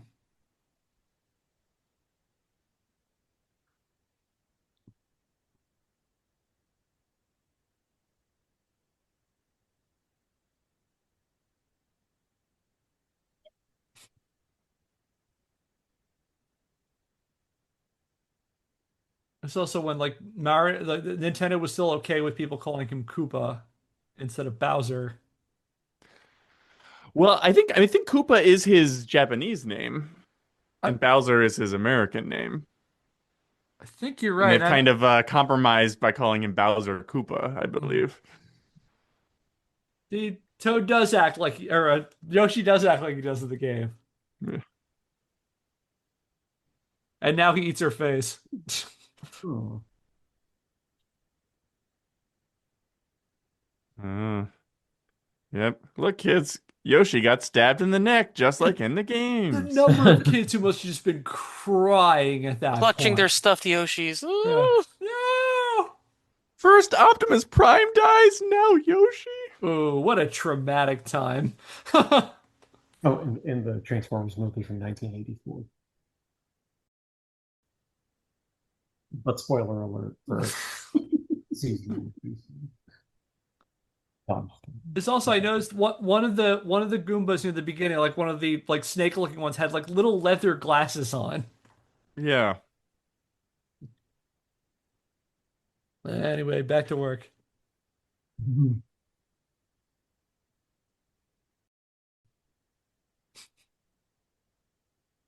Oh, that's nice.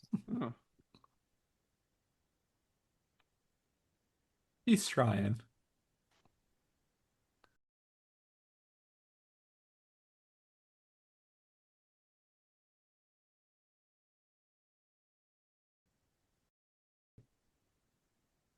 Oh, Oh, poor Toad. oh man. Just keeps getting the short end of the stick. Yeah.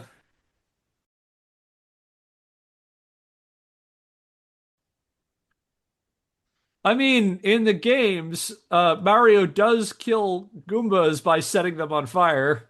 That's true. Yeah. Lore accurate. Yes, children, this is what it would really look like. Look at your heroes. Are you satisfied? I want to see like Annabelle Jankel and Rocky Morton at the premiere, just yelling at the yelling at the audience.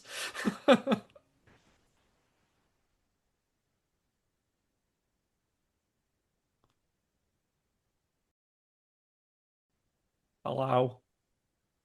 Turns out the throne room was just off this access tunnel.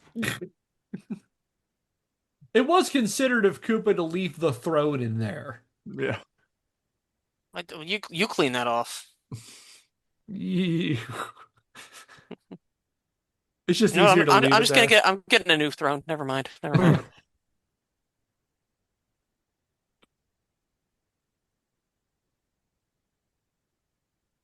Don't you want to give your father a hug?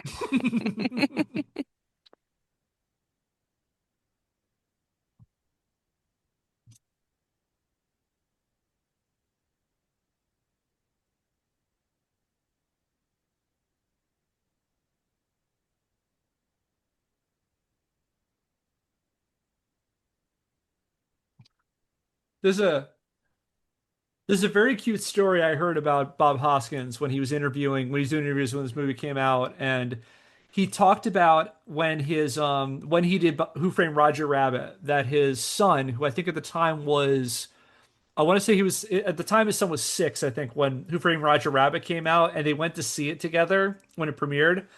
And his son was very upset with him because he just learned then his dad hung out with Bugs Bunny and Yosemite Sam and Mickey Mouse and never let him meet them.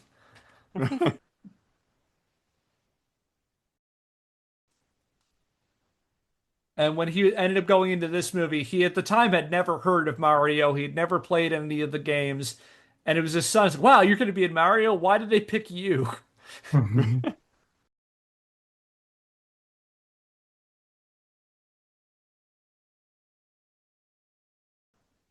It's like how there's a joke that Dennis Hopper said years after he made this movie that he also had a fairly young son when he made this movie. And the way he tells the story is why later on his son is like, why did you play Koopa in Super Mario Bros. The movie? And he said to his son, well, son, this is like I did this so you could have shoes. And his son said, I don't need shoes that bad. I need to be able to go to school with my head held high.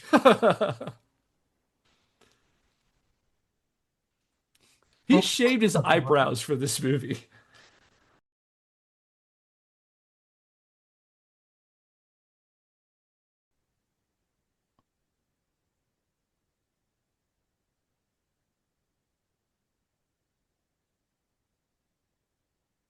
Kill.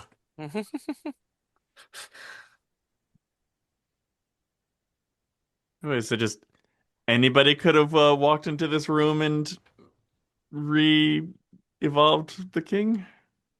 Oh, no, I thought that was the evolving gun. That seems less convenient than like a touchscreen. Yeah, yeah, having to have a laser pointer. Damn, the battery's out of this thing again.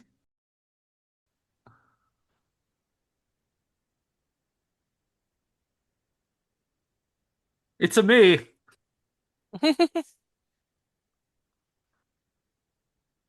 Devo 4. If I was more clever, I would have thought of a, Devo joke there, but I'm not. It's a beautiful world we're living in. There you go.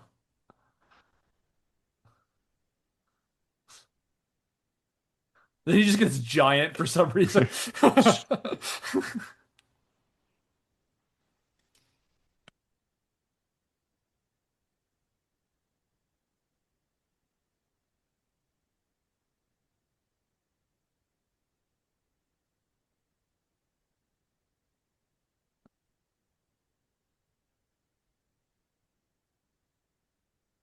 And again, I'm gonna make another prediction about an IMDb trivia line. The spikes in the spikes in this hallway are reminiscent of the thwomps.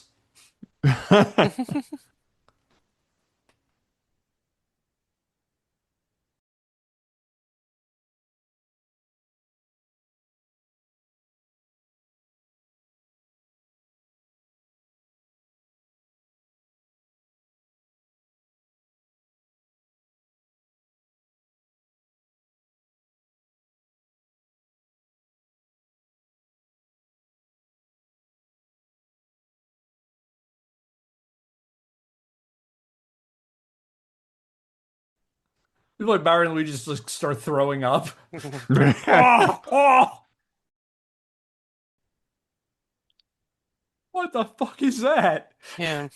Or they just look at that thing. Oh, she's out of her mind. Oh. They just instinctively grab a wrench and just start beating it. Yeah. Ah! Burn it with fire. Luigi's like, I think we should see other people. So I'm slowly walking out of the room without making any sudden moves. Hey, Koopa, they're in here.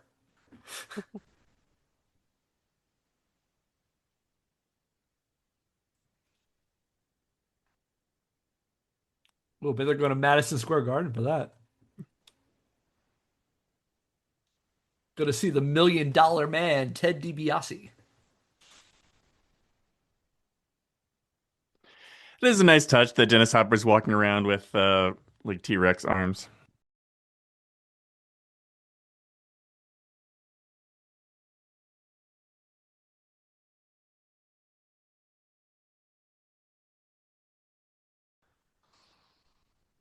I'm more the making goop, I guess.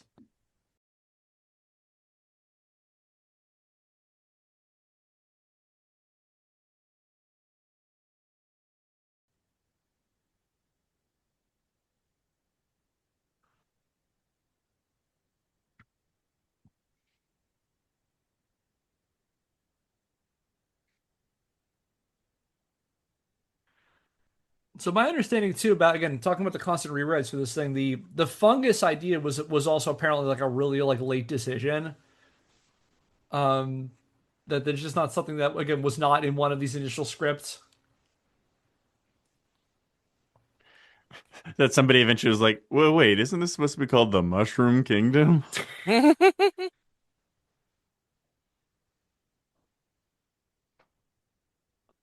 my God.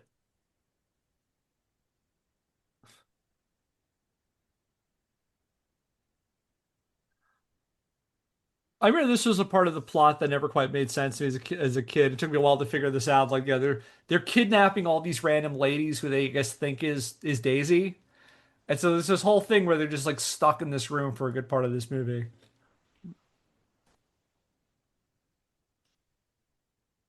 Well, if they're reptiles, though, shouldn't they be like slowing down because of how cold the building is? Yeah, you think he just like falls asleep. It's a Yeah. good place, good place to be. I'm gonna nap here.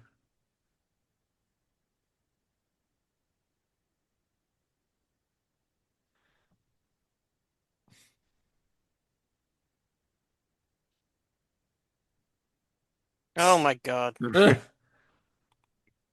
my God, Sheila.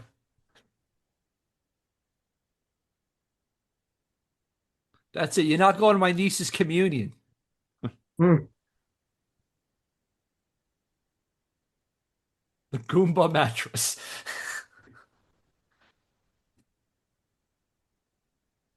You said you had some of the toys for this, Andy. Yeah, I had the Luigi action figure. I mean, the merchandising for this. I did come across some stuff about the merchandising I thought was interesting. Apparently, they did a tie-in with 7-Eleven where there was a they did these like commemorative Slurpee cups. They made a set of they made a set of three of them. I found like ads for them online. There was also Hmm. like a tie-in soda. Oh, Mm. fungus This flavored. I wish. They made it in four flavors connected to four Mario characters. They were called Mario Punch, Luigi Berry, Princess Toadstool Cherry, and Yoshi Apple. And I've seen the Hmm. ads for this, and they deliberately go with the game designs, not anybody who was in this movie. We don't want people to know what this looks like.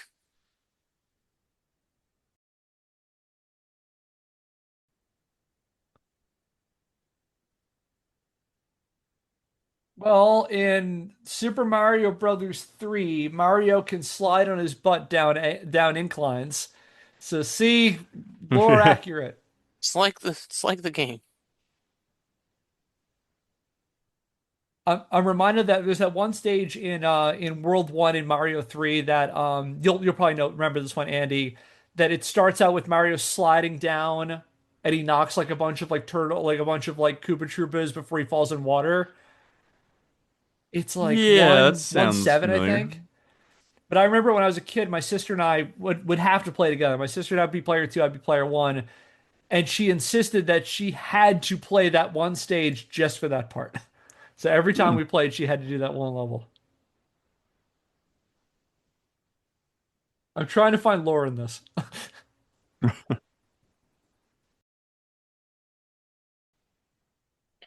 I also wonder if Frank Welker did the voice for the Goombas or it's like a Welker sound alike. But it Hmm. does sound a bit like Frank Welker.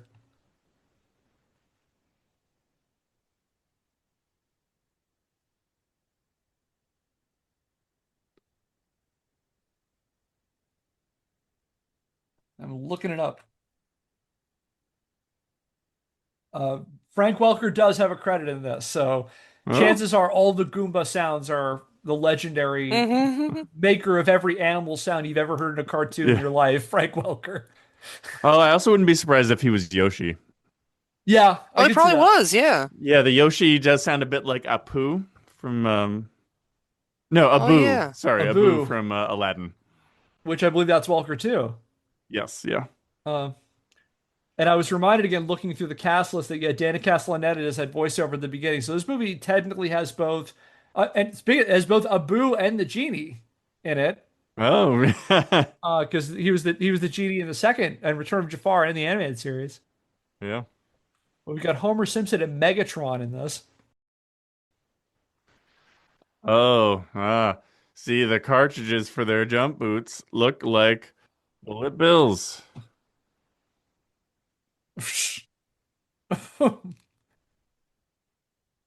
You ever say hi to a shoe and goodbye to a shoe? See, Mario defeated enemies by jumping at them, sort It's of. kind of a jump. Oh, hey, that sign just said Thwomp, I There we believe. go. There you See, it's in go. a Mario movie, kids. In case you forgot, that has become the mantra for the hardcore fans of this movie. And if I recall correctly, when they were on SMB Archive was on Twitter, their hashtag was their tag was trust the fungus. Uh, You know, because Koopa shoots fire at the end of those levels in the oh, game. yeah. And apparently there was a version of this movie, again, one of those many scripts where it ended up on like the Empire State Building with Mario like I can like knocking off I guess like King Kong style for Koopa. Mm.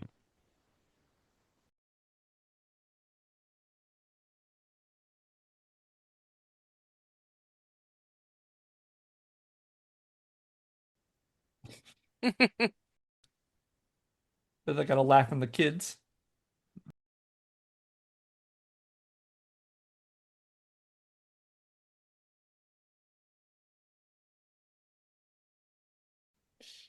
Let's a go. What I wouldn't give to hear the late Bob Hoskins say in his New York accent that he puts on, "Let's a go. Yeah, It's a me."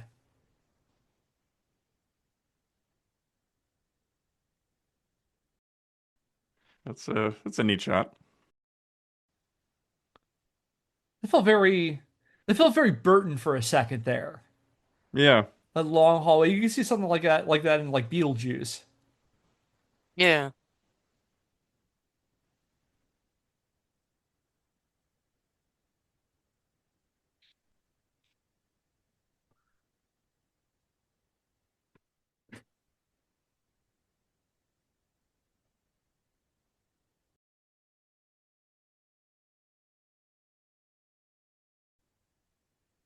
Now I've caught you up on the plot.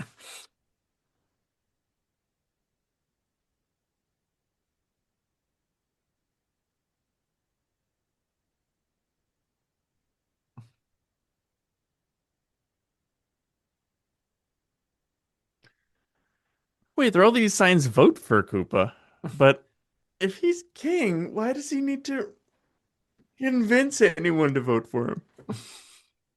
Maybe they're trying to vote for him for prime minister. Koopa still had a term limit, so like he's gotta go every couple of years. Or it's the like elected monarch position from wherever Padme is from. We're Star doing Wars. Naboo rules here. Yeah, in Naboo. There we go. Hey, it's a Bob-omb. See again. This is a Mario movie.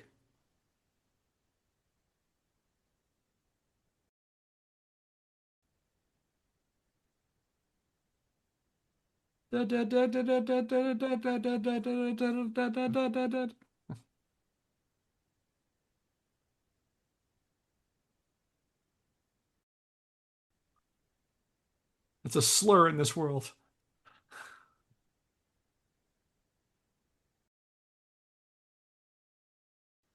Bob is slowly making its way.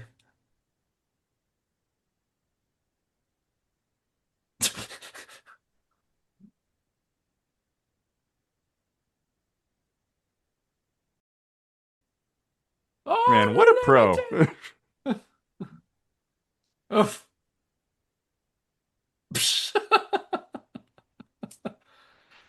Her skeleton looks a little bit. There's Come an on, episode. somebody just died, Luigi. There's an episode of The Simpsons where they find the angel skeleton. Was looking a Oh lot yeah, like. that sounds.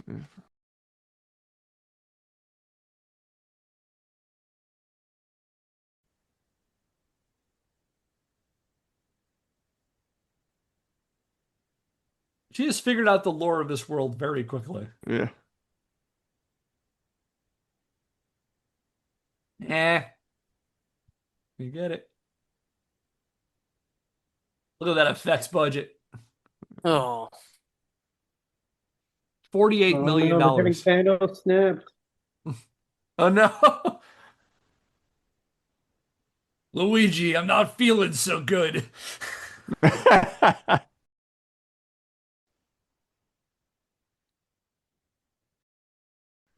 We're in the end game now, Koopa. They it would be a fascinating move if they come back on the other side and like merge together like the Fly or something. Ugh. This movie's already gross enough, Kevin. Don't go there.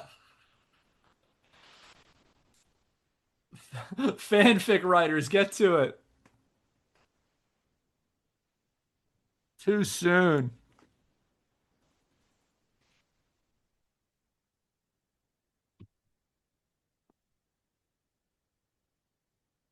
Yeah, it's a me.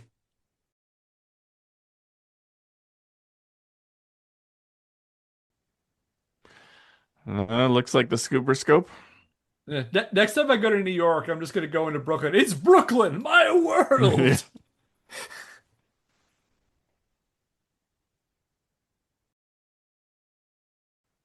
Well, like it, Scapelli.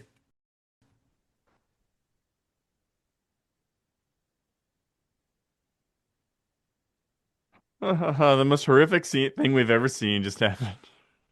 Yeah, they're not having the right. Oh, so Yeah. funny. Oh, I'm like run screaming at this point.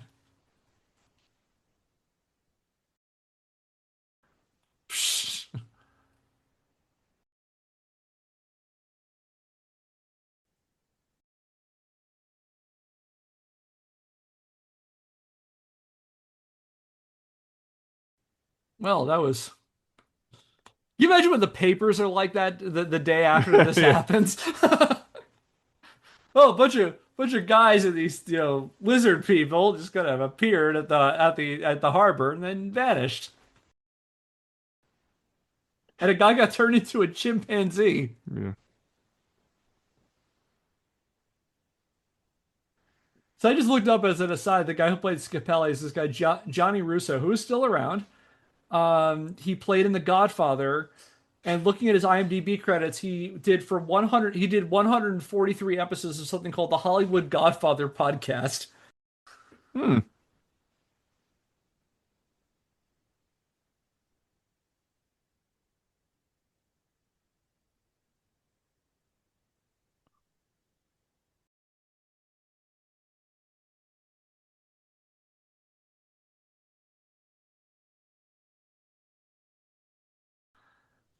It was tiny. They had a tiny harmonica custom made for him.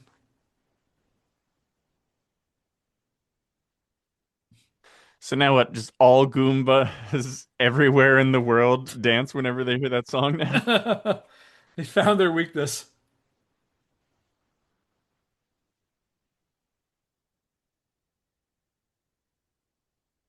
Well, I guess Cooper was right when he said he could just, he could shoot a fire gun on Fifth Avenue and they'd still vote for him. Yeah. Now in the games, bombs can't walk on walls, I believe. I believe you are correct. Yeah. I remember thinking that shot, like you look at Baraka from Mortal Kombat for a second. Oh, I never noticed this before, but on the bottom of the bomb are Reebok logos. Yeah, that's I guess the only place they could fit in that product placement. Reebok exists in Koopa Land.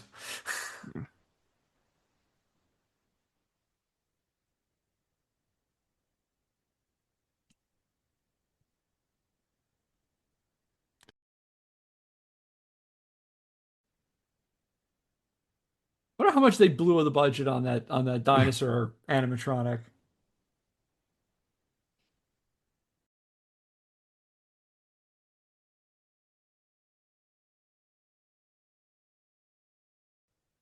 And I know this is in the IMDb. Those are, basically they just painted a couple super scopes. Yeah. And the Who's the ooze now, Koopa? It seems that we finally learned the secret of the ooze. That's the movie we were making, right? We were doing a Turtles movie. Yeah. Now talk about an embarrassingly bad movie. I also have a soft spot for Secret of the Use is a bad movie, but I have a soft No, spot for the second one. Yeah. yeah. The first one is Yeah. legitimately good. Yeah.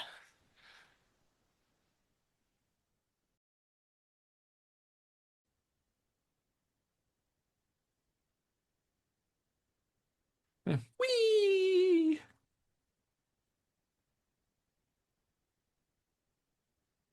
There's a version of this movie where they accidentally land in a person and, like crushes them. See, like in the game. Yeah. They just jump on someone's head. You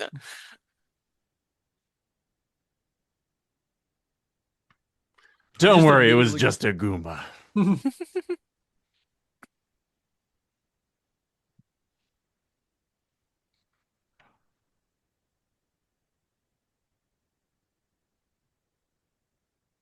so that Oh, that is really gross. you know this is Lance Henriksen, Lance Kate. Henriksen, yeah. Yeah, he'll be in your bad sci-fi movie. Wait, Also, so what, just Koopa's being alive was what was keeping him in fungus state? he had like a dead man switch on the de-evolution thing. Yeah.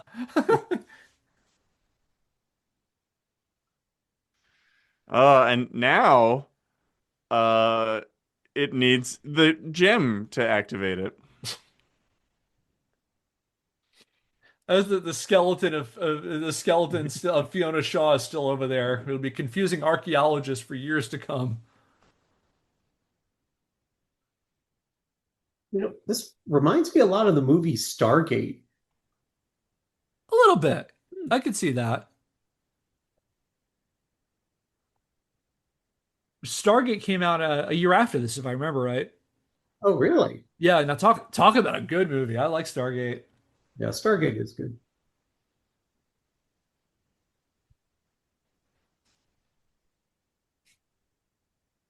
Anyway, I think it's time to say let's a go.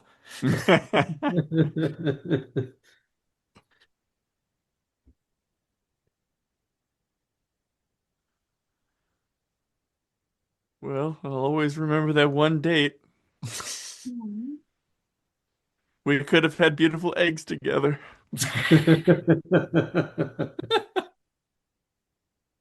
It does raise some biological questions.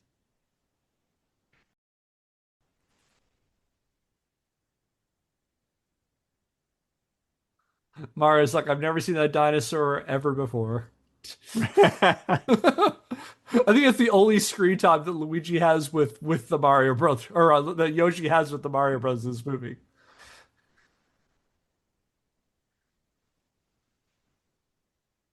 It'd be hilarious if then Yoshi turned around and ate Toad.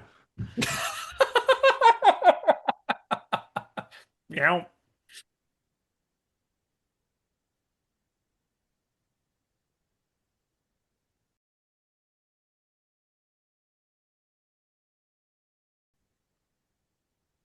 Come on, who cares that you left your girl in that alternate dimension?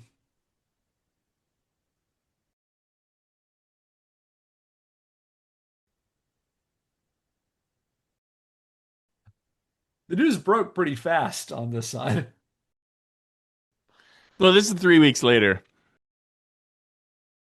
But still, it's weird that it's on this like niche fringe show and not the regular news. They really, really thought they were getting a sequel.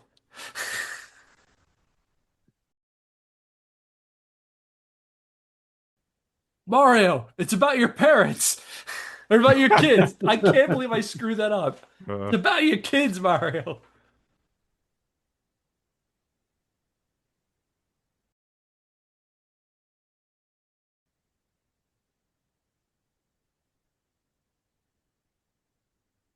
wait, why are the credits wobbling?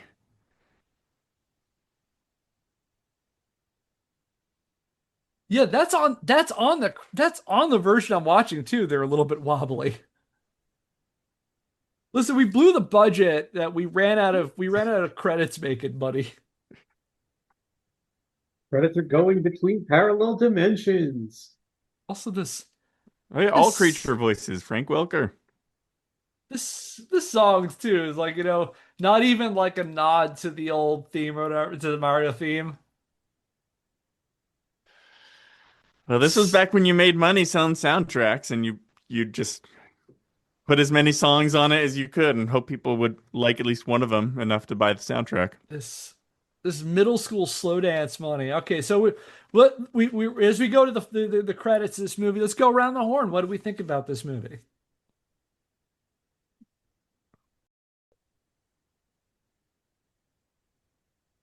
I still don't know what it was about.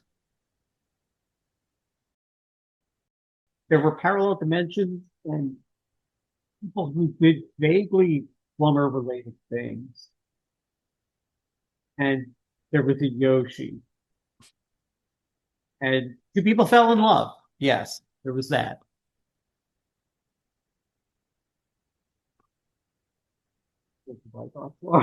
I'm pretty on board with that. Yeah, it was very confusing, kind of not knowing the story or the backstory. Um, but I get why it's infamous now. Yeah, it was perplexing. It was oddly paced. It just looked gross, and at times it seemed to almost like be defiantly refusing to do anything that was close to the video games. Um, I will say I think this was not a good movie, but I don't personally place the blame on any, like, I'm not saying, oh, this actor did a bad job or the set design was terrible or something. Like, the sets looked gross, but they were thorough and there was a lot of thought put into it. It's just the thought was the aesthetic they wanted was kind of, gross. Yeah, I think I would say this movie is more interesting to talk about than it is to watch. I think like it's like I've watched it and now I'm set for another 15 years, I think. Um but it is interesting to think about and talk about because yeah, I don't think it's good, but yeah, it is interesting that and I don't think it would necessarily even be good if you shaved off all the Mario stuff and just kind of made because there's a lot, there's just a lot of things that are like kind of meh or not great about it. But yeah, it's an interesting historical artifact from when movies were seen as this unachievable ascension point for video games. So as we get another reprise of Walk the Dinosaur. I mean, again, I've watched this movie like a dozen times from my childhood. I remember not understanding like the plot of this movie because the plot is such a mess. It is a fascinating artifact. I think you made a good point, Andy, and it did kind of set the tone for later video game movies. I mean, a year after this, there was Double Dragon and Street Fighter. A year after that was Mortal Kombat. A year after, and like it kind of happened in waves where like Hollywood would try this, it would fail, and they would try again. They're getting a little bit better at it. There are some good video game adaptations. I'm thinking of like, for example, like Silent Hill as a good one. Um, and I thought, so as we're wrapping up again, we're getting to the end of this thing here. Why don't we call it there? And so as we get the last parts of the credits, I'll wrap things up here and say that will do it for today. Oh, post credit post credit scene.